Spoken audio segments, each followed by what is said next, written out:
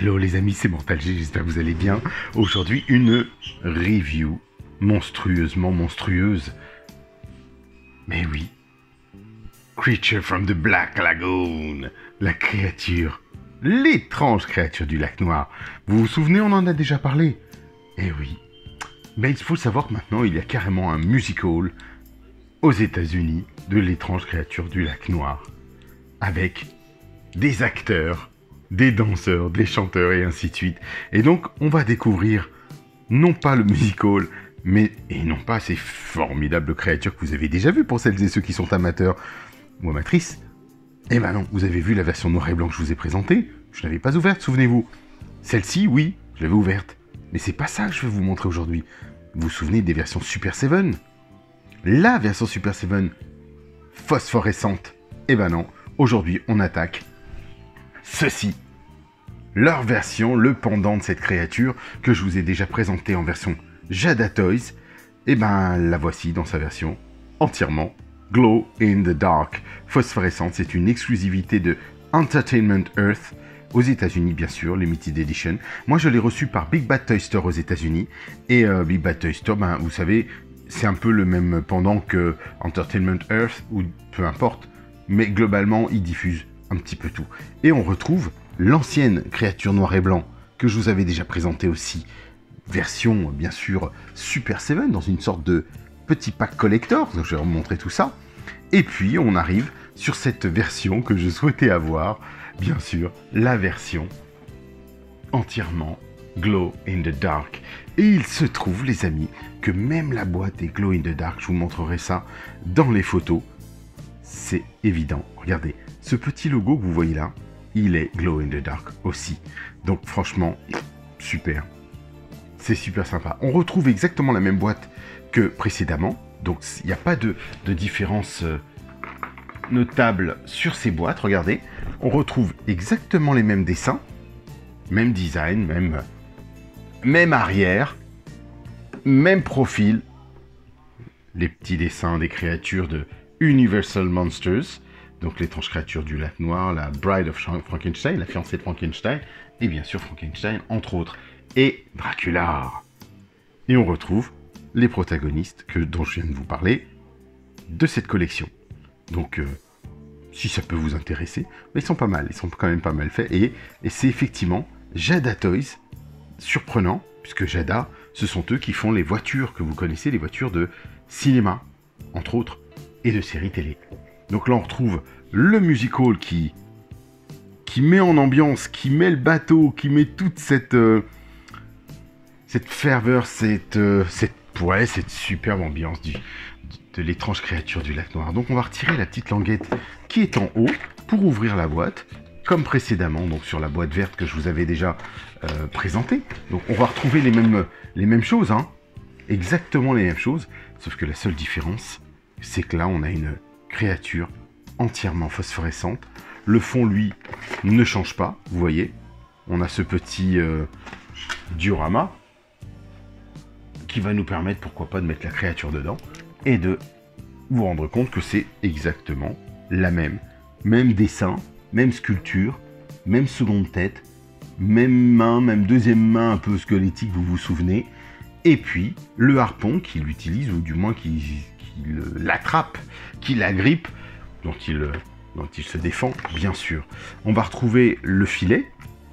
Donc là, je vous ferai l'impasse du filet pour le laisser dedans temporairement, mais c'est vrai que là, il y a un petit scotch, moi, j'aime pas trop. Regardez, on va le retirer tout de suite. Parce que le petit scotch, vous savez ce qu'il fait? C'est qu'il crée voilà, ce que j'allais dire, de la matière collante sur le tissu, et franchement, j'aime pas ça, donc je préfère que ce soit retiré. On ne s'embête pas avec les fioritures, et vous retrouvez le petit filet là dont je vous ai parlé. Matière réellement filet. Je pourrais même l'utiliser avec mes Popeye et Olive là, puisque je vais avoir toute la série des Popeye et Olive qui vont arriver par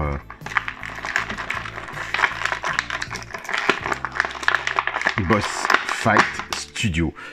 On va retirer cette créature. Deux visages, visage ouvert. Très poisson, hein, en fait, hein, cette version-là. Hein. Très poisson. Mais je vais la sentir. Ah, bon plastique, hein, d'habitude. Il y en a qui sentent, d'autres qui ne sentent pas du tout. Donc on va revoir un petit peu les articulations de cette créature et voir bien sûr le côté un peu phosphorescent qu'il en ressort, qui en ressort de loin. Et puis voir si tout s'ouvre bien. Alors, première chose, tout vert. Vous voyez, hein, c'est la même, hein. Exactement la même. Bon, voilà, on va même pas faire de comparatif, c'est exactement la même.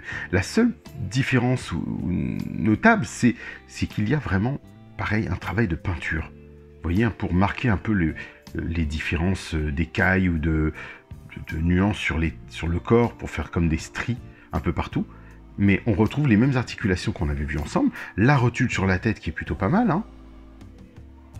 Vous voyez un peu, ça bouge bien.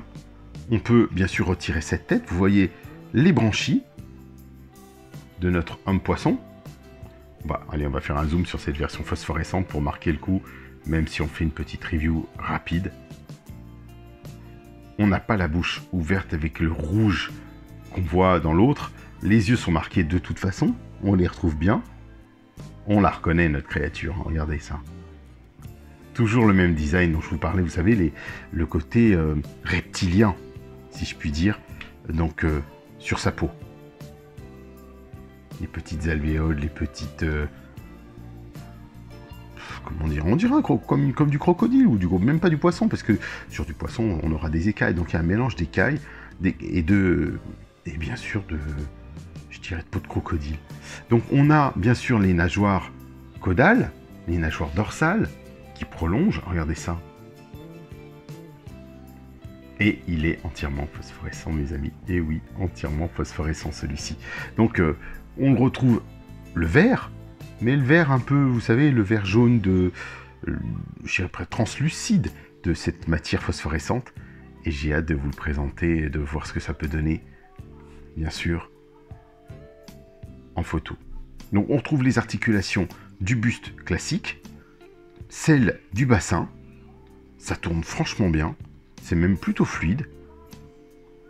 Les bras, alors on ne peut pas faire de rotation tout de suite à 360 degrés, il faut pivoter sur le côté, vous avez vu. Pourquoi? Parce qu'il y a une sorte d'épaulette qui servait certainement déjà à l'acteur, mais en même temps, bon ben voilà, ça cache l'articulation. On a quelque chose de plutôt solide au niveau de la rotule du bras gauche. Articulation, vous le voyez ici, bien au niveau de la découpe, hein. Donc c'est plutôt chouette. Double articulation du bras avec le coude. Ben, ça permet de prendre de belles poses, hein. Et puis ensuite, ben, on continuera avec les rotules des jambes. Donc vous voyez pareil, elles sont embutées avec laine qui bloque un peu. Et on retrouve des rotules plutôt classiques qu'on voit dans un petit peu toutes nos figurines. Je parlais des Masterverse par exemple. Double articulation du genou.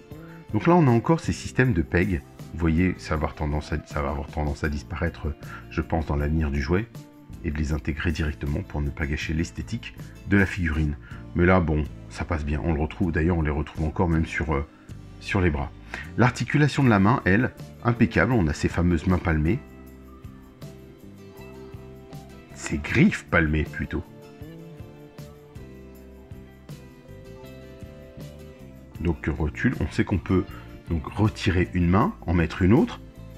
On a une sorte, pour moi, comme je vous le disais, de l'ancêtre d'Océanor.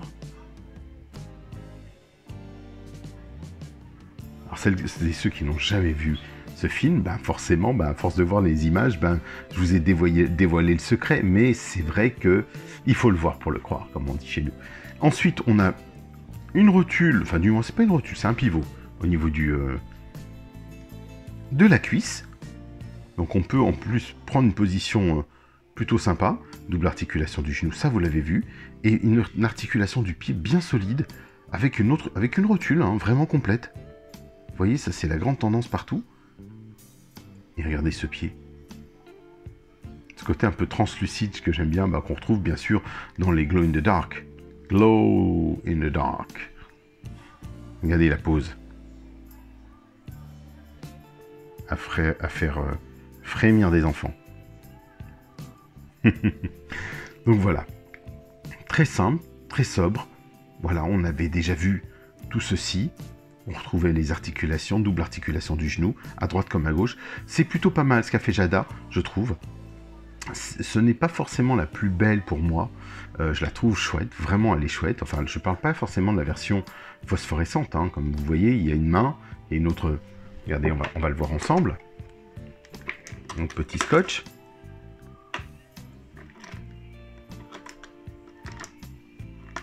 Hop. On va venir retirer ça, allez. Délicatement, on va pas se fâcher. On retrouvait, si vous n'aviez pas vu la première partie, une sorte de main squelettique. Vous voyez un petit peu ce que c'est? Attendez, on va le refaire. Regardez comme c'est bien rendu.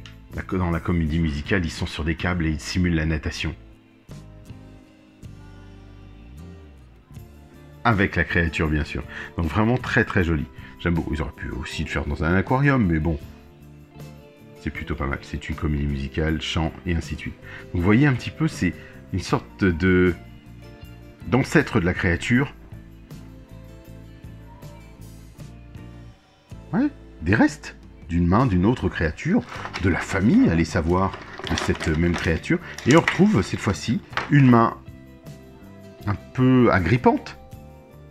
À gauche, pas à droite, donc la même chose que l'autre, et ils l'ont fait aussi phosphorescente pour tenir par exemple le harpon ou autre chose si vous avez dans vos collections. Donc là on retrouve ce harpon que vous voyez des années 40-45. On était déjà pas mal, hein. Très sympa. Donc, on retrouve exactement le même produit, les amis. Donc, pas de surprise, sauf le côté phosphorescent. C'est tout. Donc, on va pouvoir remettre la main. Comme je le disais souvent, dans ces gammes de figurines, on est assez collector friendly. Ça veut dire qu'on peut potentiellement remettre, vous voyez, un peu comme dans le Retour vers le futur, tout remettre dans la boîte sans avoir d'impact, du moins sur vos figurines, sur les mains, les accessoires. Et vous pouvez retourner par exemple le petit filet, le mettre complètement dedans. Et hop, il tient, il n'y a plus de scotch, mais il est dedans. Donc voilà, tout est possible. On est là, on a une créature du lac Noir. Donc je vous invite à celles et ceux qui ne l'ont jamais vu, bien sûr, à aller voir les versions de l'étrange créature du lac Noir. Façon Eddie Mitchell, la dernière séance à l'époque. Mais oui, bien sûr. Donc voilà, les amis, la review est toute simple aujourd'hui, puisque on l'a déjà vu, revu. Mais voilà, quand j'ai des petites ou des nouvelles versions, je pense que je vous montrerai tout ça progressivement. Soyons fous. J'espère que vous avez bien aimé. Voilà, j'espère que vous aimez bien. Je sais pas que parmi vous, d'autres ont déjà commandé ces créatures dans leur version Mego. Voici la version verte et la version noir et blanc. Donc oui, bon voilà, ils ont le mérite d'avoir fait un peu les deux. C'était facile, bien sûr que c'était facile, mais ça n'enlève pas le charme, je dirais, de l'avoir aujourd'hui en version Mego.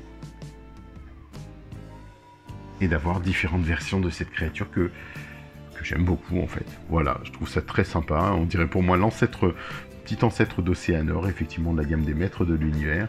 Et puis je suis heureux de vous la présenter. Donc on fera des clichés, des photos de cette créature bien sûr dans le noir. Et vous verrez à quel point elle est phosphorescente. Donc pensez au petit pouce, à vous abonner. Et je vous dis à bientôt les amis. Allez, bye bye.